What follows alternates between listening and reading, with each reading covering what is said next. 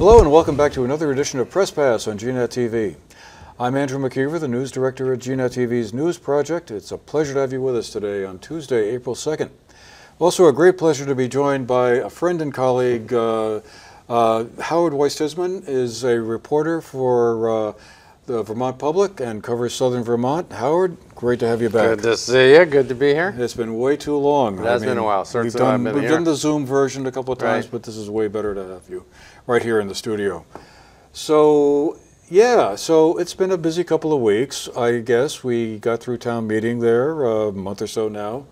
The legislature has been cranking up and doing all kinds of, well, discussing all kinds of bills, I guess. And they just got through their crossover week where big time. Where the bills are going back from one side of the house to the other. So lots to follow. But I guess let's go back in time a few weeks to town meeting.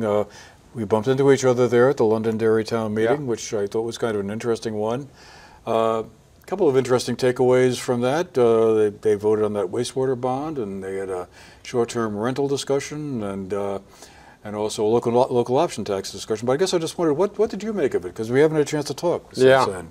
Yeah, I thought the short-term rental debate was interesting. This is happening across the state, and like all things in Vermont, each town is kind of handling it differently and how they're regulating it.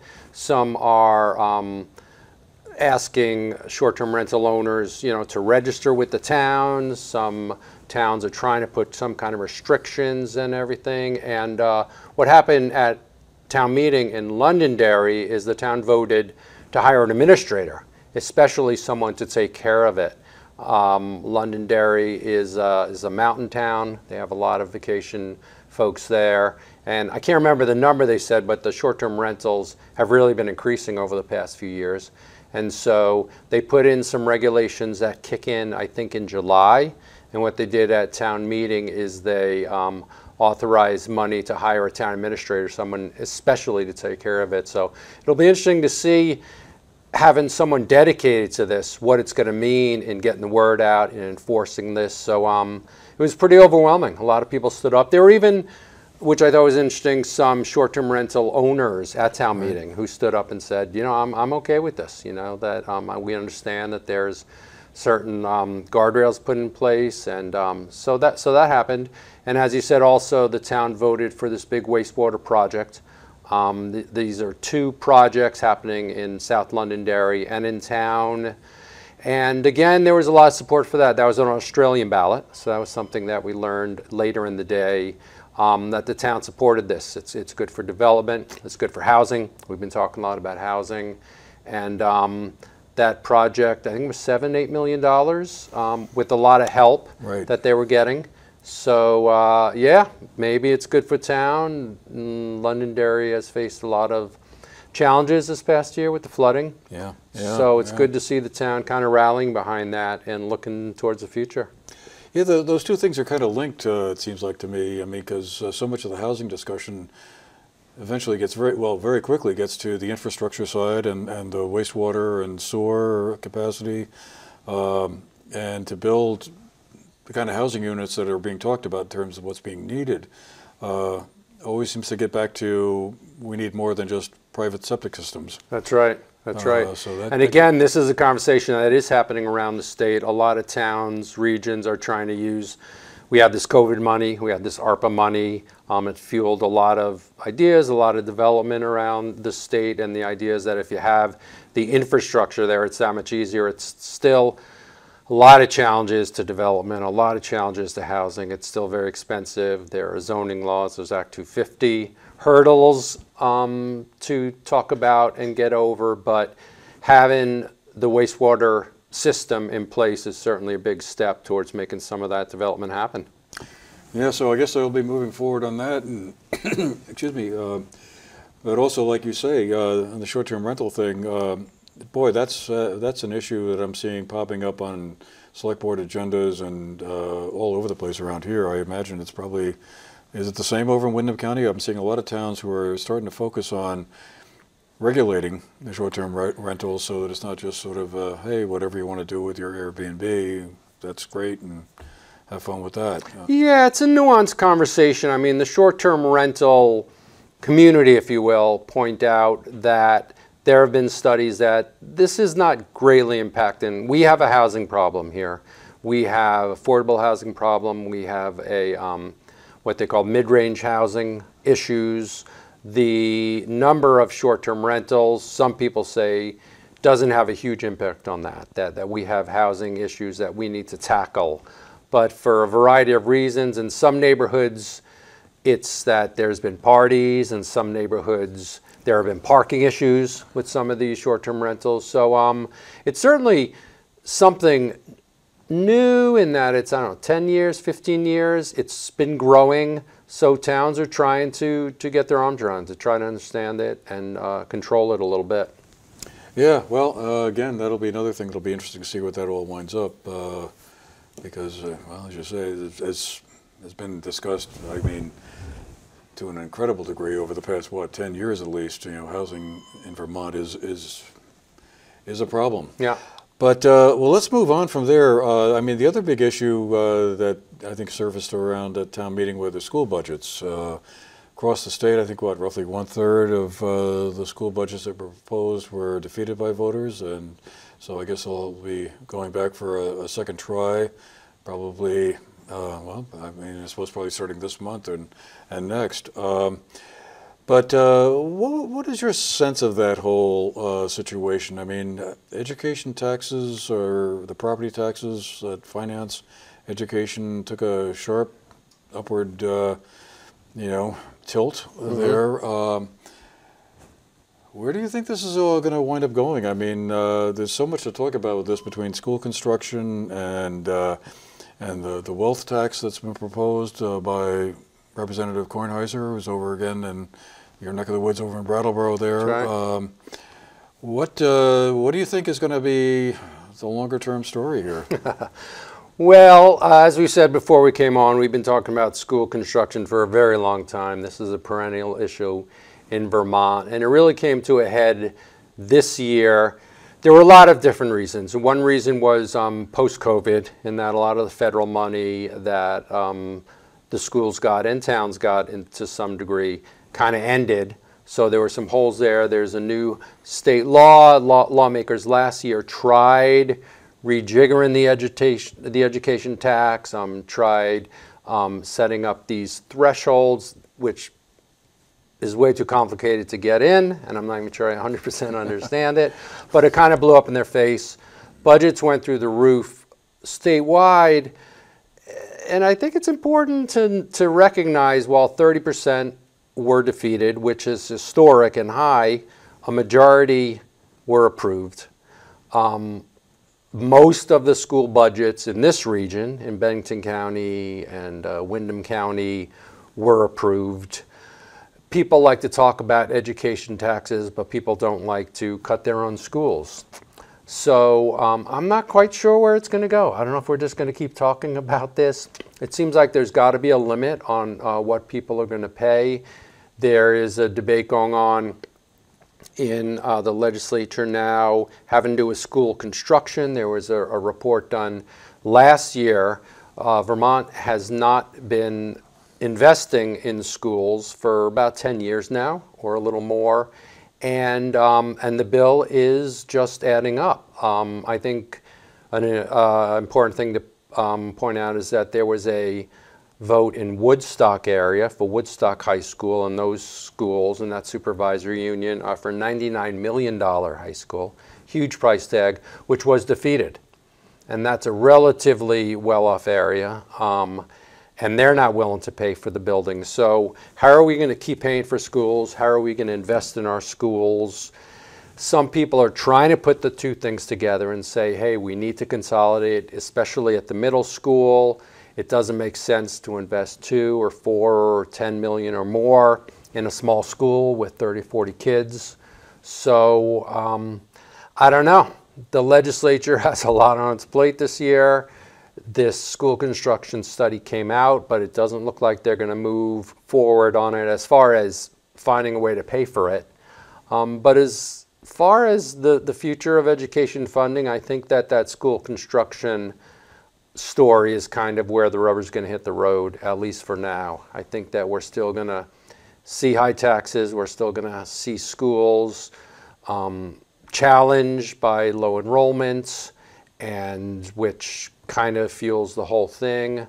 But when it comes to investing in the schools, that might be where there are both going to be some limits as well as some opportunities to maybe consolidate. There's a lot of work to be done on that. So when you say investing in the schools, that means like school construction, new buildings, or Right. upgrading existing ones? Because thinking back to the early days of COVID, the pandemic, there's a lot of talk about putting in better ventilating systems, for instance, and the whole issue around some of the construction materials that were used 40, 50 years the ago. PCB issue, what they're doing now, they're putting a halt on that because they're turning to be a Pandora's box. They said, all right, we're going to test every school, and they find this stuff all over the place. Super expensive to take care of. I did a story early in this, Oak Street School in Brattleboro had some windows put in the 70s, and all of the caulking on all the windows that they bought had the PCBs in it. Bellows Falls High School has been dealing with it, so this is still in play, but it's looking like they're going to try to halt that program just because it's gotten so expensive. We just talked about taxes being too high. We just talked about new construction being too high, and here they go start looking for PCBs, and it's all over the place. So there's some issues. This all ties together with demographics and tax rate, and I think if I'm back here in 3 or 4 months, we'll probably be talking about it again.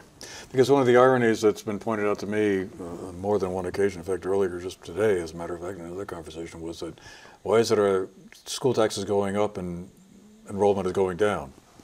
That doesn't make sense on some level. But, I think a part of it also is going to get back to, and I think one of the big debates I'm going to be curious to follow and see where it goes is this whole question around school consolidation. I mean, that's sort of been a bit of a subtext in all of this. Conversations I've had with some state legislators and other government officials, they all kind of talk about how there'll be hard conversations coming up. And it strikes me that, that's code for, will we be able to keep your little local school open? Right. Statewide, it's a conversation. No one likes to pay high taxes, but when it gets down to your vote, and do you want to close your school, people are usually not willing to do it. And there are some real challenges. Again, the school construction story, talking about for decades, a lot of it comes down to geography. I mean, do you want to stick a kindergarten student on a bus for 40 minutes to go up and over the mountain during winter? Most parents don't.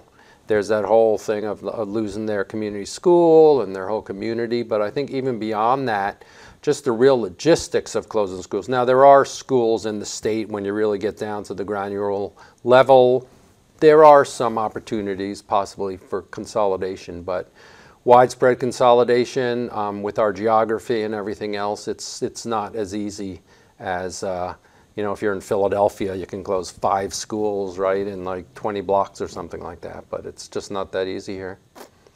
Our new incoming Secretary of Education will have her hands full.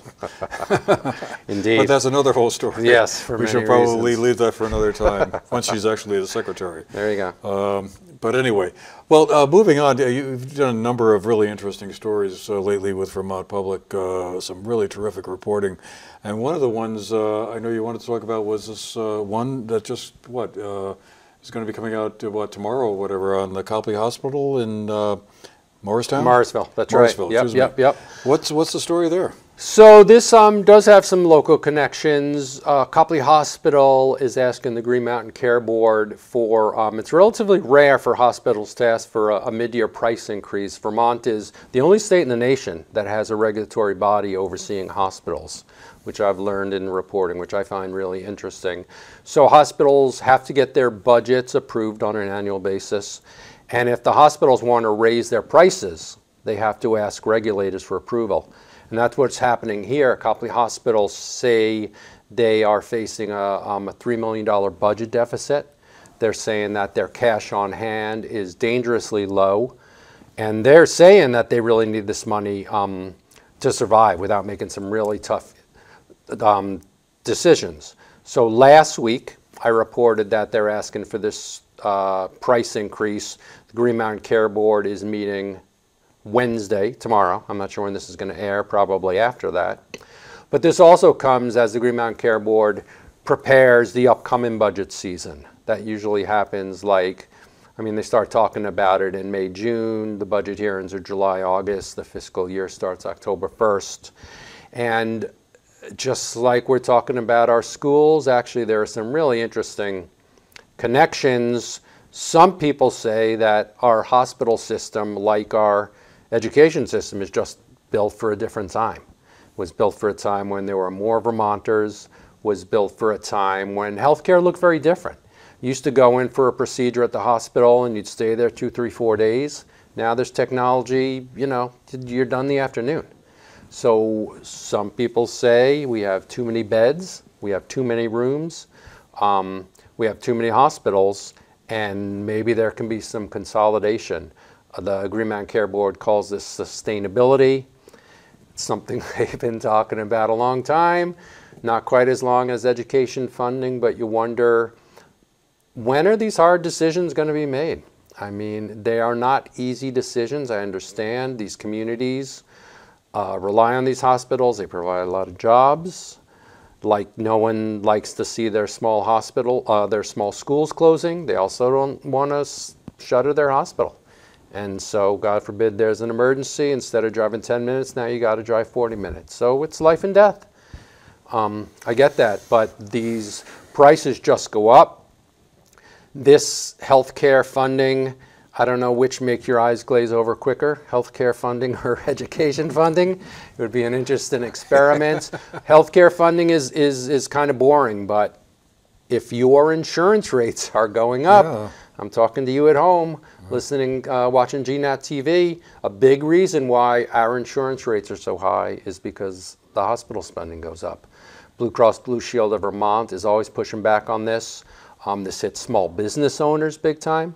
Small business owner that's providing insurance to the employees are watching their rates go up 10% a year. That's crazy. It's not sustainable. And so the Green Mountain Care Board once again is getting ready.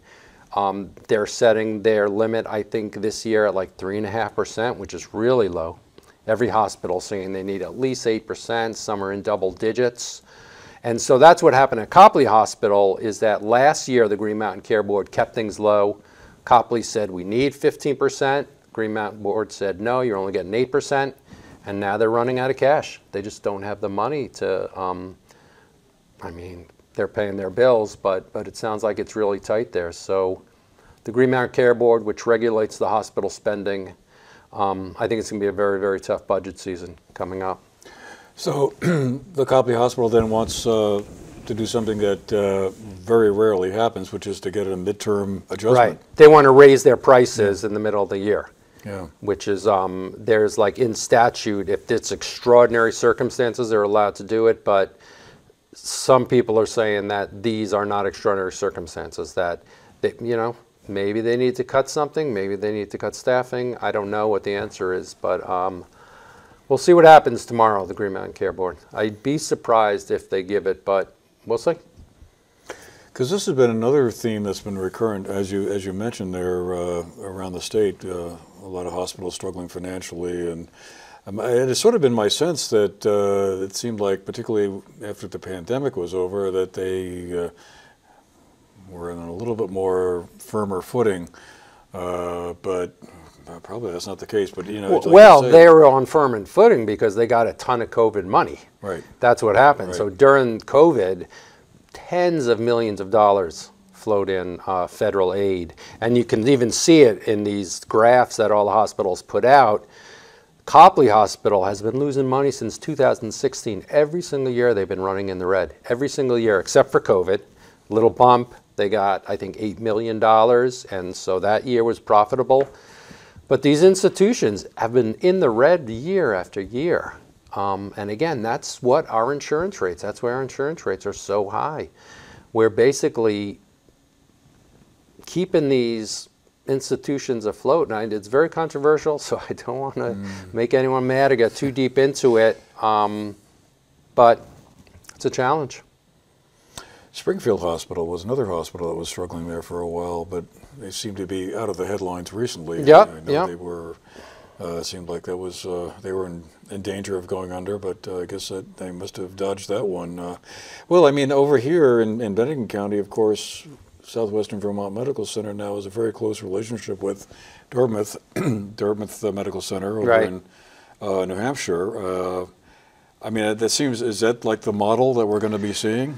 You know, it is a model in a lot of ways. I will have to say, when you look at all the hospitals, Southwest Vermont usually performs about as well as a hospital can be expected to perform these days. I believe they're profitable, and part of the reason why they are is that they are affiliated with Dartmouth, so that gives them some leg up, you know, in things like human resources and ordering and stuff like that. But it seems like they're running a good hospital there. They are maintaining, you know, you get into these smaller hospitals, even when Springfield Hospital was facing its challenges, and they declared bankruptcy and they emerged from bankruptcy. The idea was floated that Dartmouth would take over, and some of our smaller hospitals are not that, you know, it's not a good deal for Dartmouth, you know, so they looked at that, and they didn't feel like it was in their interest to take it on. So that's a good model, but I don't think that that's an option that's available for every single hospital in the state. Well, you've had a couple of other stories that have been kind of interesting. I think one of them was on the VAST, the snowmobile club. Tell us about that. What is going on there with them? Well, that was interesting because I did some work at the snowmobile touring operation, which is right outside of Manchester, which I can't remember right now. I hate to say, the name escapes me right now, but they're great, great people. And the snowmobile industry is just facing some very tough climate issues, basically. There's just not enough snow. And VAST, which Vermont Association of Snow Travelers, runs our trail system, and they rely on registrations. So when people register a snowmobile, they get the money, and they also rely on the season passes. And that's what fuels, that's what buys the gas for the groomers, that's what buys the gas and oil for the chainsaws so you can cut down the trees. You know, everything it takes to maintain this system, let alone all of the other money for the gas stations and the restaurants and the stores and the tourism that snowmobiling has traditionally brought into the state, is all in peril because we just don't have enough snow. And we don't have snowmaking capacity either. No, there's no snowmaking capacity. They're totally reliant on natural snow. So this was a terrible year for them. Yeah. There's real passion for this sport. There's so much in the reporting I did, it's run by volunteers across the state. There are volunteers that clear the trails. There are volunteers that keep the trails open during the year. They have all these snowmobile clubs, so people love it. People love coming up here, but if we don't have snow, it's not going to work. So they had a very tough year. And the woman, Cindy Locke, who runs VAST, said she wasn't sure how many years in a row you can sustain that. So last year was tough. This year was tough.